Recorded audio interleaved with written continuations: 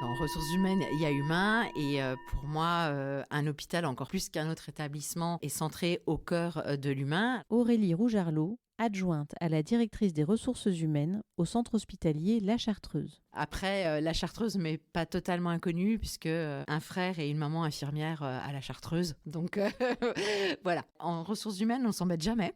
C'est ça qu'il y a de bien. Le quotidien et le train-train, ça n'existe pas. Donc il faut être très adaptable. J'ai même pas de journée type.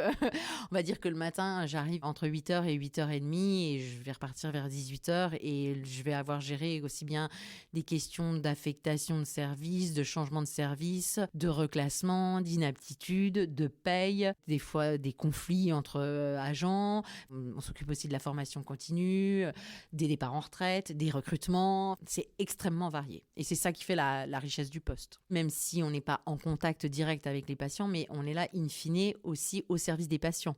Puisque sans personnel, il n'y a pas de prise en charge des patients. Avoir laissé sa chance à des personnes qui peut-être on ne les aurait peut-être pas laissées en lisant uniquement le CV et de voir de belles réussites après, ça fait sens et c'est important pour moi.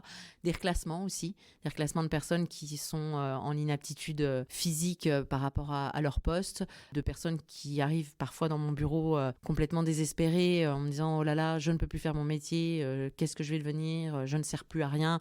Et quand on les recroise quelques mois ou années après dans les couloirs de l'hôpital sur un autre poste totalement différent et vous les voyez avec un grand sourire et que vous avez un petit clin d'œil et un merci, ça donne du sens et c'est ça qui fait avancer. Ce que j'apprécie, moi, c'est le dynamisme des équipes et les projets qu'on mène et cette taille humaine de l'établissement qui permet qu'on peut connaître nos collègues, les agents et les différentes personnes qui interviennent au sein de l'hôpital au service des patients. Alors 2023 a été une année riche en ressources humaines puisque depuis quelques années, notre gouvernement actuel est riche en réformes au niveau de la fonction publique et en particulier au niveau de la fonction publique hospitalière. Donc une année intense en termes de travail, de dossiers. Et pour 2024, j'espère un petit peu de sérénité et que l'on trouve facilement du personnel pour nos patients. Le personnel est attaché à son établissement, dynamique et partie prenante de conserver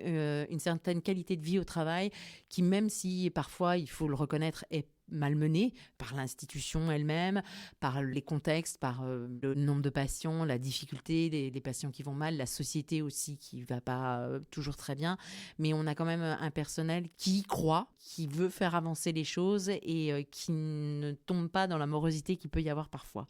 Et ça, moi, je trouve que c'est vraiment un plus et une chance.